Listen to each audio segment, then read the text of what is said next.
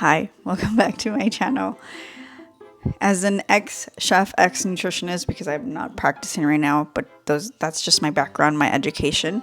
I want to share with you some 4 key ingredients to have in your kitchen, have in hand always, so you always stay satisfied and satiated on your plant food journey, plant-based journey, vegan journey, whatever it is that you want to label it as.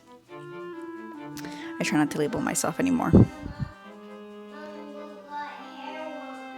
Oh, just put it off to the side. Okay, I'll make this really quick, really easy. And I'm not going to go into specifics with like the macronutrients, the micronutrients. We're not going to get into that detail. We're just talking food specifically, and that's it. Just getting to the point of things that I always have in hand in my kitchen. And I'm actually considering being a little bit of a kitchen consultant because I like reorganizing people's kitchens, or I like to think of myself as that and give them better options, because there are a lot of great options when it comes to more on the side of like packaged foods. There's so many great options out there. We just have to kind of look for them. But anyways, okay, so the first one is gonna be bananas. And here I have some spotty bananas. Bananas are so affordable, even if you go to Walmart. So there's no excuse. So even if you go to Walmart and you get, here, let's see if this kind of helps with the lighting. Even if you get, what was I saying? Okay, so even if you're at Walmart, they're always at the checkout aisle. And that's another thing too. I'm such a nerd foodie when it comes to the HEBs. Here I live in Texas, so HEBs or the Walmart or the Natural Grocers or the Sprouts, they always have bananas. Have you ever noticed that? Even at what's one good gas station, Circle K or the Shell, they always have bananas too. I'm trying to remember this other one. I think it's called Love's. Yeah, that one, they have bananas too. So bananas are great. They're such a great staple food because one banana already has about 100 and so calories, depending on the size of it. Smaller, it's a little bit less, but a medium to a large banana has about 100 to 120 calories. If we want to think about numbers, so forth or so on. And when you're eating bananas, not only are they packed with the macronutrients and the micronutrients, but they are also packed with a lot of calories, as I just mentioned. So this is one food that you might want to consider having in your kitchen always. This is a big kitchen tip. The way I like to shop for them is, for example, Costco is the closest store to me.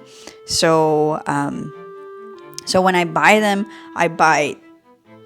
so let's say you're planning on eating for, I don't know, you're planning on shopping for 5 days till your next paycheck, if you're living paycheck to paycheck, which I feel like all of us are at this point. So let's say it's 5 days or 6 days, right? So in those 5 days, let's say you're gonna eat 5 bananas to 4 bananas a day. So maybe you're gonna get like 5 bunches. This is just an example. With those 5 bunches, you're going to get 3 green ones, and then the other ones are going to just be 2 yellow ones. So by the time you're finished with these 2 yellow ones, you're able to eat these 3, or they're barely getting ripened. That's the way I like to shop for them. So that's a great tip with the bananas. And bananas are so great because you could also freeze them. So if they get a little bit spottier than this, you can easily freeze them and make banana ice cream. I love banana ice cream. Okay, first food. Second food. Potatoes, and I have also a sweet potato here. So potatoes, I like Japanese, but I don't have any Japanese right now. Japanese potato, sweet potato, garnet yam. There's so many different varieties of potatoes. Purple potato, here I have a purple potato. Yukon, a russet, whatever it is, potatoes are so great because they're so dense in calories. If you ever read the Dr. McDougall Starch Solution, it's a great book to start when you want to lose weight. It's a great food for weight loss as well.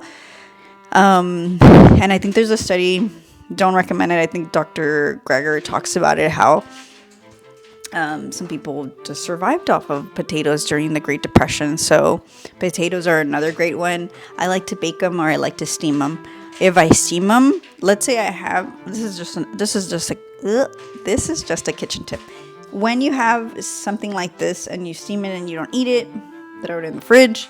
This is a great key component ingredient to have when you're making, like, for example, burgers, veggie burgers. It's a great base, and it's very filling. So that's the second ingredient. Third one is going to be, what's the third one? Third one is going to be, this kitty's so bad. Third one is going to be mangoes. Mangoes, of course, depending on the season. So, of course, we're getting out of, right now it's kind of winter still, going into spring. We're not spring yet. But when we do, we'll have more variety, especially here in Texas. Right now, we're already getting a good dose of them. And here's what the medical medium says. So if you ever read the medical medium books, the one thing that I like, he says in one of his books, is that one of the most beautiful things about living in this age where food is abundant is that although you'll say, like, oh, it's not seasonal it's seasonal somewhere else, and it's gonna be in your food store at its peak. So if you don't find it fresh, you'll find it frozen. So there's no excuse to that. If you buy it frozen, you could easily put it into smoothies. And these are organic. These are really good. These are like a whole box. Has been really good at Costco.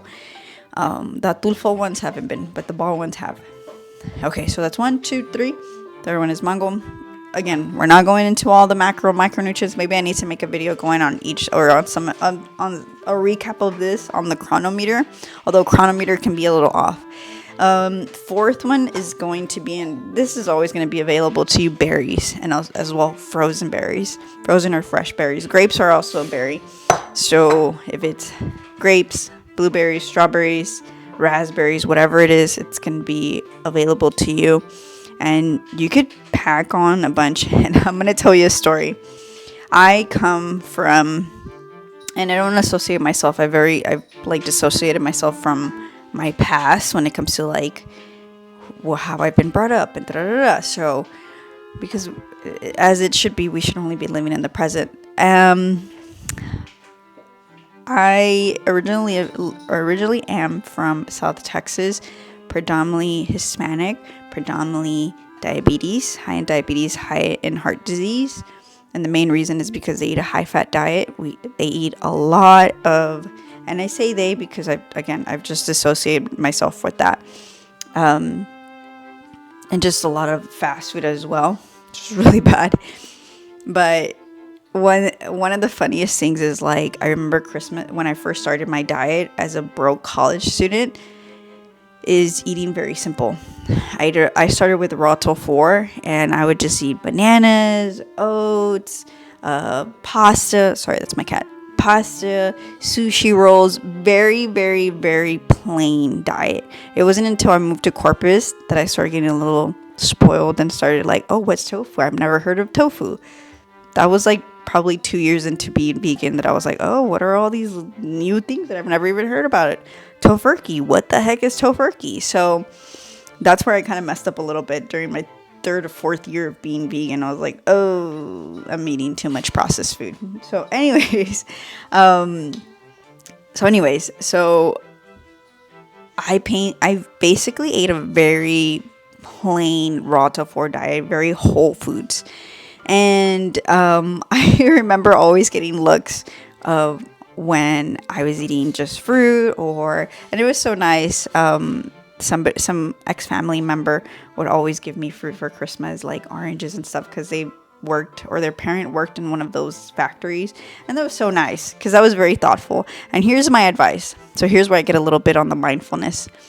When you start to eat, or when you are on your health journey, you're gonna be conflicted within yourself to feel like people are judging you, or to feel like people are not judging, also judging, criticizing you, but also making fun of you in some way for being different, or for eating differently from they are. But sometimes it could be a reflection of what they want to do, of their insecurities. So whatever you do, this is my motto. This is the motto that I kept in mind when I first started, is I just have to be the light. I just have to be the inspiration. And I'm doing this for myself. I'm not doing this for anybody else. And that was the great thing about it, because as you're doing this, people will get inspired when you're eating more fruits and vegetables, or more legumes, or more grains, or whatever. So you just have to be the light, and you just kind of have to keep going on your path and doing it for yourself, not doing it for anybody else. Even if there's some criticism, like water off a duck's back, just ignore it. What else? I think that's it. As almost 11 years into this and raising a veggie kid, raising somebody that doesn't eat any animal products, you're gonna be okay. Everything's gonna be okay. Even during pregnancy, everything was okay. When it came to just eating plant foods, although there was a lot of criticism with that. But yeah. And I'll tell you another story. I remember in 2017 when I graduated, the next day there was a friend that was graduating, and I remember we all went to like a bar. I don't drink. 21 I did drink, but that's just the face, of being ingrained with society. And I remember taking a whole pint of organic strawberries and just sitting there and eating it while everybody drank. So see how like dissociated I was already at that age. How old was I? I think I was like 24, 25 maybe. I can't remember. But yeah, just being so dissociated with the outside world, and just being like, I'm just doing me. Like, and I'll be here with y'all. Like, whatever y'all are having fun, I'll just kind of be here observing y'all. Not in a sober state, because I was not sober. I think I was smoking, recreationally smoking. So yeah, whatever you're doing, just keep going, just keep striving.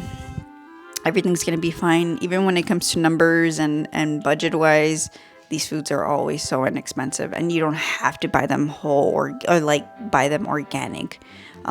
There's a store here in San Antonio called River City, and you could buy things like, I've bought in before, a whole case of bananas for $10, like almost 25 pounds of bananas. That's pretty cheap. So, or pretty affordable, pretty reasonable, I should say. So yeah, I hope this helps.